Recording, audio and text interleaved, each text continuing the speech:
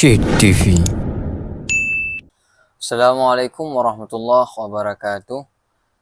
Kembali lagi bersama saya Syed TV. Pada kali ini kita akan membahas tentang 4 sunnah-sunnah yang terdapat di dalam bulan Rajab, yaitu 4 puasa sunat. Bismillahirrahmanirrahim. Jadi banyak keutamaan-keutamaan yang terdapat di bulan Rajab. Salah satunya adalah kita berpuasa sunnah di bulan Rajab.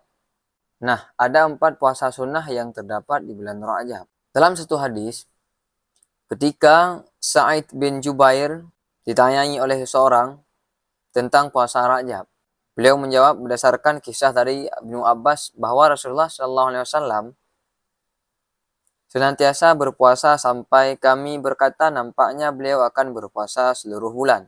Namun, suatu saat beliau tidak berpuasa sampai kami berkata, nampaknya beliau tidak akan berpuasa sebulan penuh. Pertama, puasa sunnah Rajab. Dalil terkait puasa ini adalah hadis yang telah disebutkan di atas. Perlu dicatat, artinya puasa sunnah Rajab tidak dilakukan selama sebulan penuh. Lebih lanjut, tidak ada hari yang dikhususkan untuk puasa sunnah Rajab. Cukup dikatakan bahwa puasa ini dilakukan karena bulan Rajab termasuk bulan haram. Sufyan Ats-Tsauri dalam kitabnya Lataif Al-Ma'arif, ia berkata, pada bulan-bulan haram aku sangat senang berpuasa di dalamnya. Niat untuk puasa ini cukup dilafazkan dalam hati. Namun, kalau memang kita ingin melafazkan dengan berbentuk bahasa Arab, inilah bentuknya. Nawaitu shauma ghadin an adai sunnati rajaba lillahi ta'ala. Yang artinya, aku berniat puasa sunnah Rajab esok hari karena Allah Subhanahu wa ta'ala. Terus bagaimana tata cara pelaksanaan puasa ini? Tata cara pelaksanaan puasa ini sama seperti puasa pada biasanya. Perlu diperhatikan bahwa seseorang yang ingin melakukannya mesti berniat sejak malam sebelumnya. Namun seandainya malam kita tidak sempat untuk meniatnya sampai subuh, maka kita dibolehkan untuk berniat di waktu hari. Batasannya sampai belum masuk waktunya zuhur. Dan bentuk niatnya seperti ini. Nawaitu shauma hadzal yaumi an adai sunnati rajaba lillahi ta'ala. Puasa yang kedua yang terdapat di bulan Rajab dinamakan dengan puasa Ayyamul Bid. Sahabat semuanya, pasti kita sudah tahu dan tidak asing dengan puasa yang satu ini. Istilah Ayyamul Bid berarti hari-hari yang cerah dalam bahasa Arab. Puasa ini biasa dilakukan pada pertengahan bulan Hijriah, yaitu tanggal 13 Rajab, 14 Rajab, dan 15 Rajab.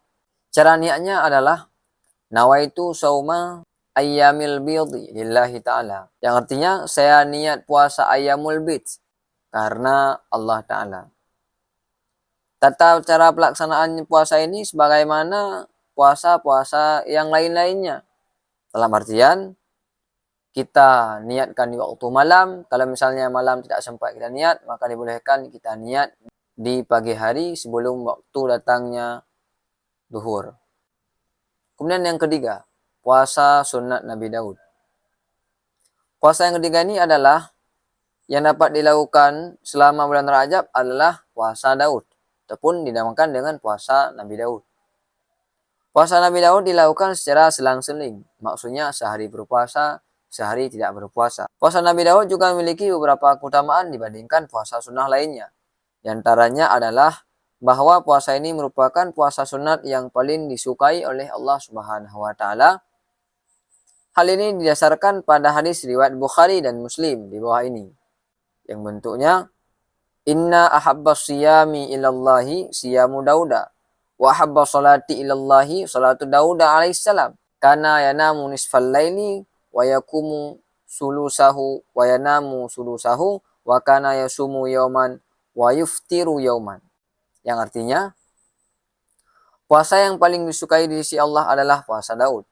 Dan salat yang paling disukai oleh Allah adalah salat Nabi Daud. Beliau biasa tidur di pertengahan malam dan bangun pada sepertiga malam.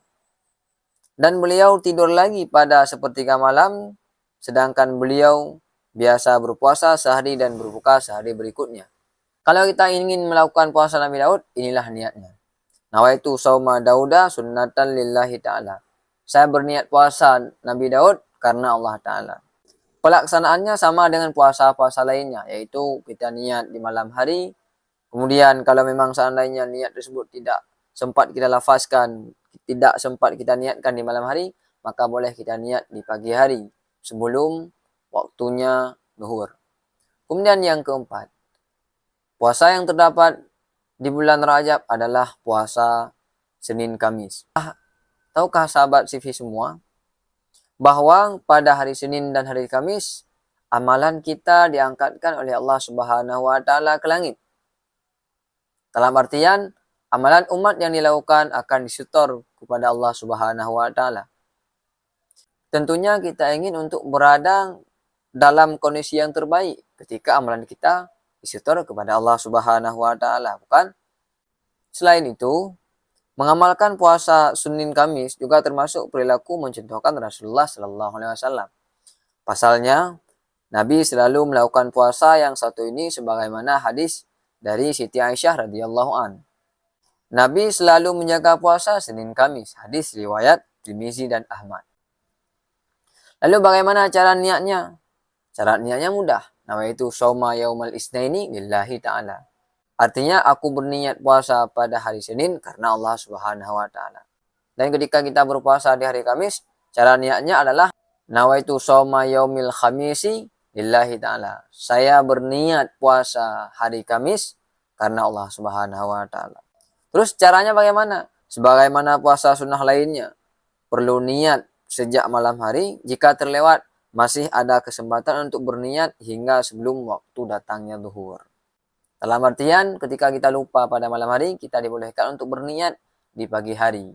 Nah, itulah sahabat semuanya tentang pembahasan puasa-puasa yang berkaitan di bulan Rajab.